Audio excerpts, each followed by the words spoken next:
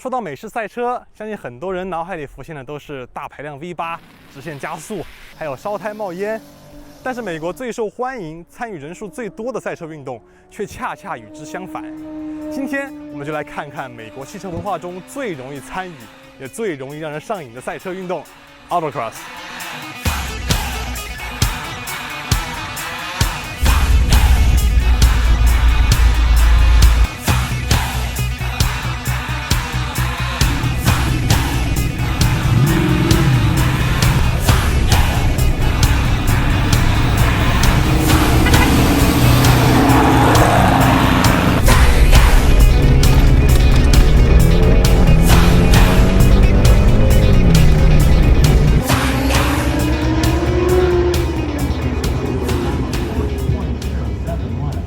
这里没有时间喘息，只有一个接一个的弯道，车手需要在几十秒内完成无数次的转向、刹车、补油和重心转移。只要一个判断失误，就会影响整个成绩。它的每一场比赛都是一条全新的赛道，没有人能够提前试跑，所有车手都只能在比赛开始之前步行熟悉路线，再凭借记忆完成比赛。这意味着 Autocross 考验的不只是驾驶技术，还有记忆力、路线选择以及临场决策的能力。它最早起源于20世纪50年代的英国，后来传入美国，并由 SCCA 美国跑车俱乐部等组织推广至今。如今，不仅 SCCA 会举办赛事，像 Windy City Miata Club、Porsche Club、BMW Club 等品牌和地区汽车俱乐部也会定期举办自己的 Autocross 活动。和传统的赛车场不同， Autocross 不需要永久的赛道，而是在大型停车场、机场停机坪等开阔场地，用数百个锥桶临时搭建出一条充满挑战的赛道。每一次比赛结束，这条赛道就会被拆除，下一次比赛又会是一条全新的路线。它给了每个人一个在安全环境探索车辆极限的机会。你可以专门打造一台赛车，也可以直接开着每天上下班的家用车，只要符合基本的安全要求，几乎任何4轮汽车都可以参加比赛。也正因为如此 ，Autocross 成为了美国最普及、最贴近普通人的赛车运动。当然，把最新的 GT4 RS 和20多年前的老思域放在一起比赛，肯定是不公平的。所以 SCCA 引入了一套非常完善的车辆分组制度，让性能接近的车辆互相比拼。最基础的是 Street 街车组，从 S Street 到 H Street， 简称 SS、AS、BS， 以此类推。SS 基本上都是超级跑车 ，AS、BS 是高性能跑车。CS、DS 是大家熟悉的 BRZ、MX5、Type R 这些，越往后越偏向普通家用车，让性能接近的车辆公平竞争。再往上就是允许更多改装的 Street Touring (ST), 偏赛道化的 Street Prepared (SP), 几乎不限改装的 Modified (M), 以及专门给经典美式肌肉车准备的 Classic American Muscle (简称 CAM). 而我参赛的这辆车 Fiat 124 Spider 就是从最原厂的 CS。后来改装到了 CST， 由于在车身打了孔安装尾翼，所以现在来到了 CSP 赛道化组别。想要更加了解这辆车的观众，也可以到我的频道观看完整测评。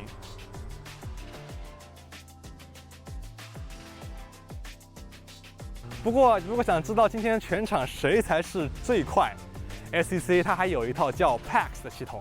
它会根据每个组别的理论性能为成绩乘上一个系数，把不同的组别统一到同一个标准下来进行比较。也就是说，一辆看起来普普通通的思域，经过 PAX 换算之后，完全有可能击败一台 GT4 RS， 拿下全场最快。了解完分组制度，我们再来看看比赛规则。赛道上的锥桶主要分为2种 ：Standing Cone 站立锥和 Pointer Cone 指示锥。Pointer Cone 用来指示行驶方向，帮助车手理解赛道路线。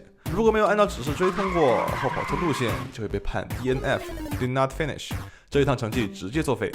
Standing Cone 则负责标记赛道边界，每撞倒一个 Standing Cone， 成绩都会被罚时2秒。如果左右各有一个锥桶，中间留出通道，这种组合就叫做 Gate， 车手则需要从2锥之间穿过。如果锥桶前后排列，则称为 Slalom， 需要左右交替穿行。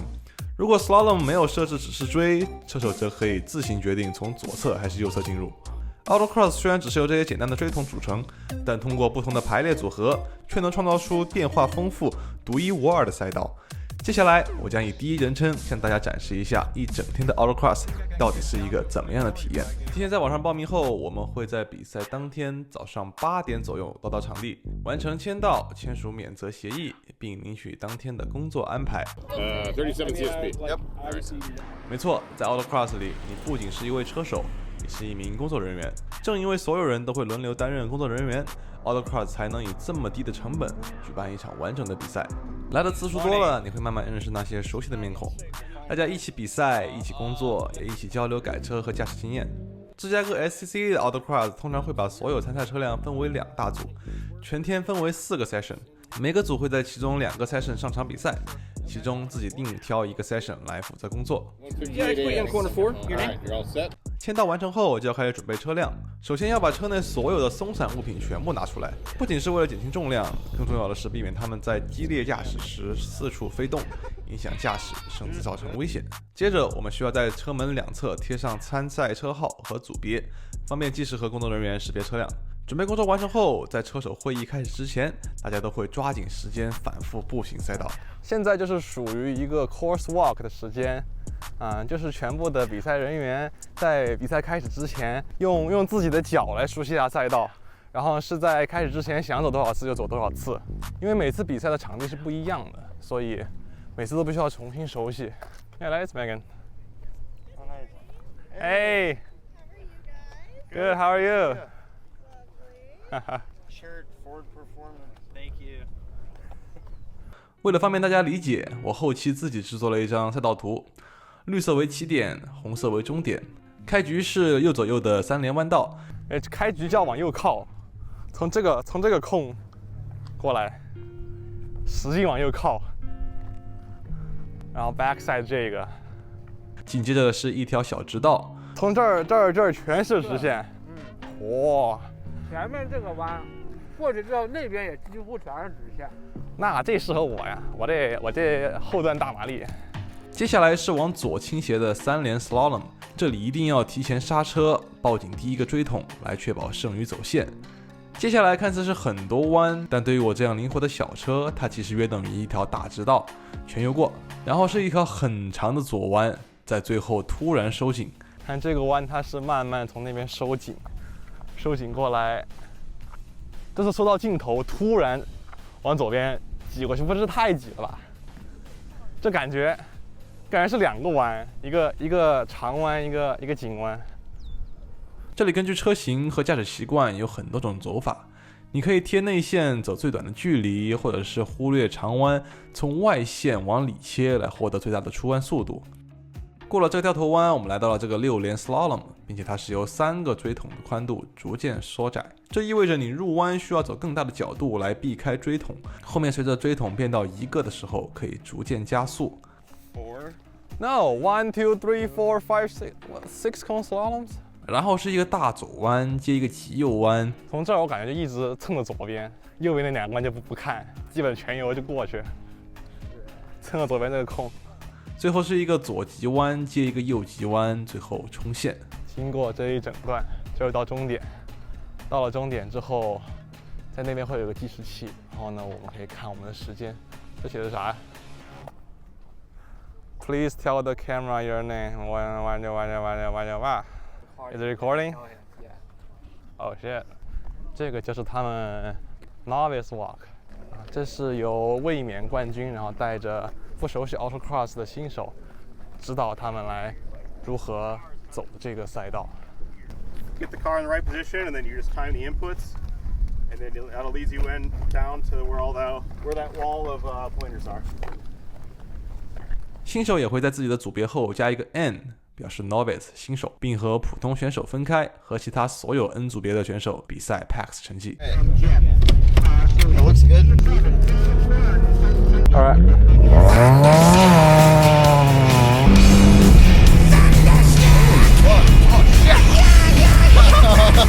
And you come to the time of 49.897.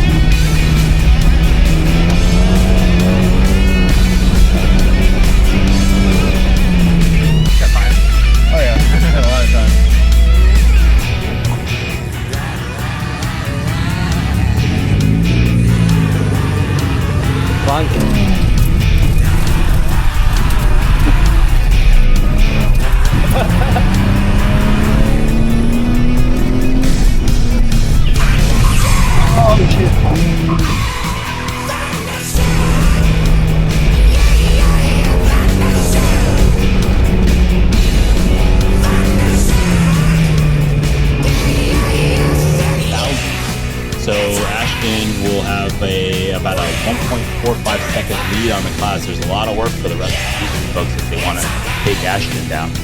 Next to finish is William Kegel, also running GC. William comes in with a time of 45.598, pickup of over half a second. 我们现在就来到了下午的比赛。由于我上午已经跑过3场了，所以我对场地也有了一定的熟悉。我上午第一场成绩是46.349秒，第二场是46.404，由于撞到了一个锥桶，所以改成48.404。第3场我跑了45.087，从这个时间来看也是在稳定进步啊，从第1场到第3场一共快了1.3秒。下午我已经对场地有了一定的熟练度，所以下午的3场我副驾并没有带任何乘客，争取能刷一个比较快的圈速。好，那么现在比赛开始，我们先经过这个3连弯，但是目前你看这个小票它飞来飞去，好撞到了我的脖子上，并对我有了一定的影响，所以说在赛车开始之前一定要把自己车上的杂物给清空啊。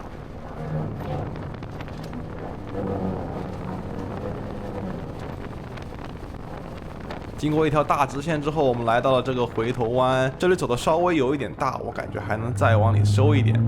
好，我们现在来到了6连 slalom， 在第2个 slalom 的时候，我不小心换到了第3档，这时候注意到失去动力的我又马上再切回第2档，这里失去了一点点的时间，但总的来说并不是很差，反而是这个车辆的左右侧倾啊，虽然是改了防倾杆，但是在 autocross 这种把车辆左右重心转移推到极限的时候，车辆侧倾还是会很大呀。最后带进终点线，最终成绩是44秒292。下午的轮胎感觉非常对。然后刚才滑得很凶，我在调节下轮胎的气压，掉头弯刹晚了，然后导致我的出弯速度很慢。然后在 slalom 的时候，我不小心换到了3档，然后又导致我的 slalom 速度降了一点。然后最后我觉得尾巴摆那2下，我能再稍微少摆一点，摆的稍微有点多。我们先下去调节一下我们的胎压，车上这些。车上这个到处乱飞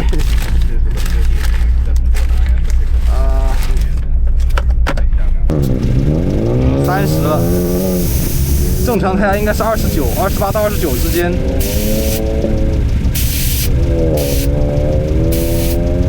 好，28.5。我们再把胎压调好了之后，跑我们的第5场，我感觉我能进，甚至我有可能能进43点几秒。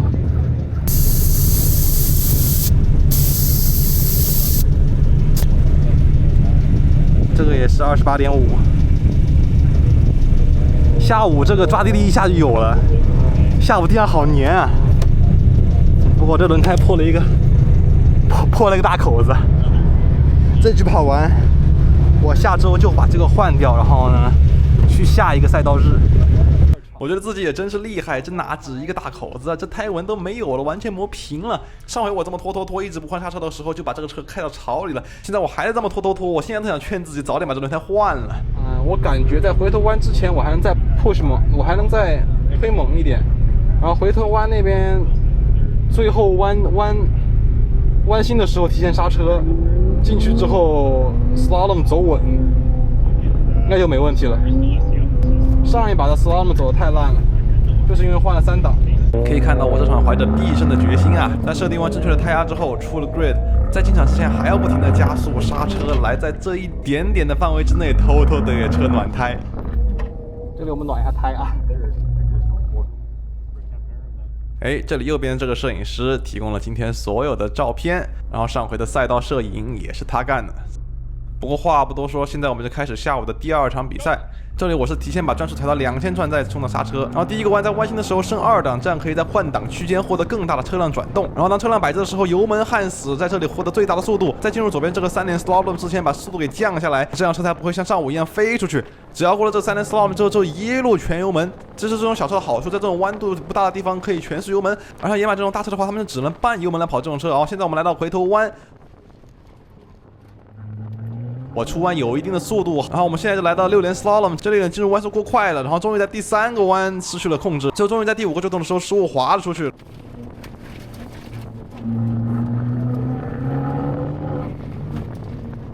又是经典的手机支架也掉了，雨刮器也打开了，然后在最后还有一个工作人员在捡上个野马撞掉了锥桶，所以最后我这还再减了一下速，最后成绩47秒930。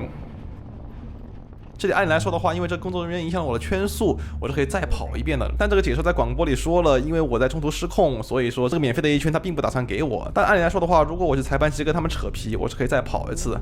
但由于我还沉浸在我失控的心情当中，所以我当时也没有再去跑。这样我们最后只有一次机会来刷新自己最快的成绩。哇，现在最后一场了。我刚才坐的那个 V6野马的车，然后我发现了一点，它在回头弯之前那一段它是全油的，而我是带刹车进去的。这可能是跟车不一样的关系，但是我也可以试一下，我把油再深一点，不过最重要的是还是在出了回头弯的时候，那个左右 slalom 我也不能进太快了，而因为那个最开始是3个锥桶的宽度，然后是2个，然后是1个，最开始的重心转移就很不容易控制。再来试一下。应该进去的时候慢一点，然后呢，其实越到后面，从3个变成1个的宽度的时候，就可以速度越来越快。来吧，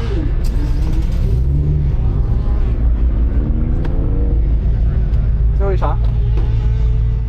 好，经过了漫长的反思，我们现在终于来到最后一场啊！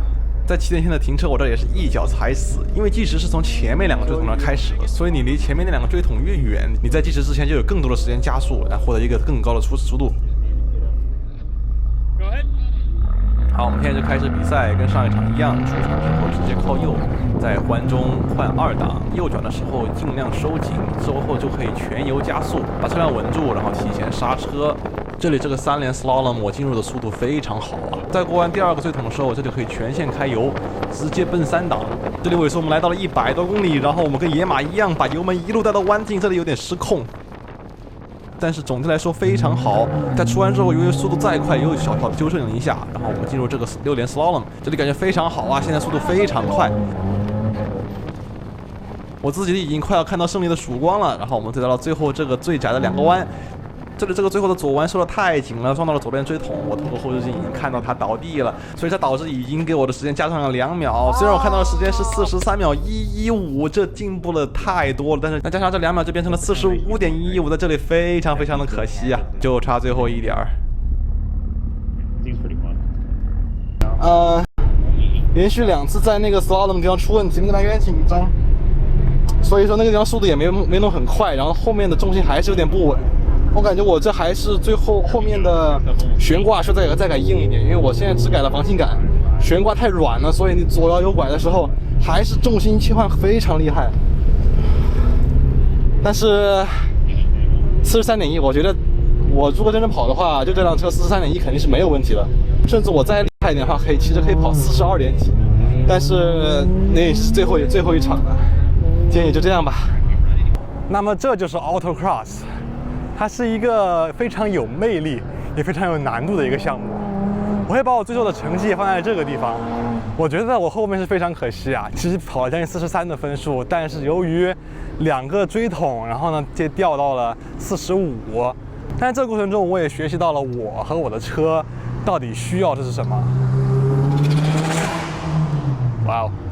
你在这里比赛，你在这里社交，然后你会交到很多的新朋友，你会更加了解自己的车，所以这就是 Autocross。